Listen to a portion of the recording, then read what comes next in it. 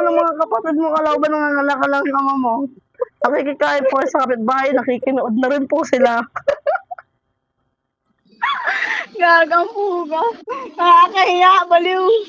Nangangalakal lang ba ang trabaho ng tatay mo? Sa araw po, nangangalakal lang. Sa gabi po, sumasayaw po sa mga club-club ang ama ko para po sa mga bakla. Ikaw na ni Papa, yung buwangaw.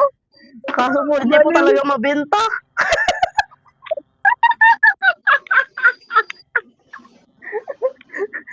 Metas po batuin po ng pera ang ama ko kaba sumasayaw, eh, mga bote po ang binabato.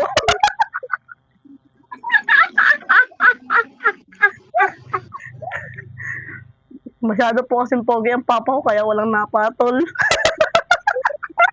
Gagang puga. Uy, tama na yan, akala mo yan, iyak na naman yan, baliw. O yung mama mo kada nanganganak, anong ginagawa? Eh, balak nga po kami ipampun dahil sa kahirapan ng buhay. Maawa na po kayo, dali nyo na po kami sa Iloilo. Baliw. Kung hindi nyo po madala doon, pakialis na lang po ang December. Gawin na lang po natin November 25 ang Pasko.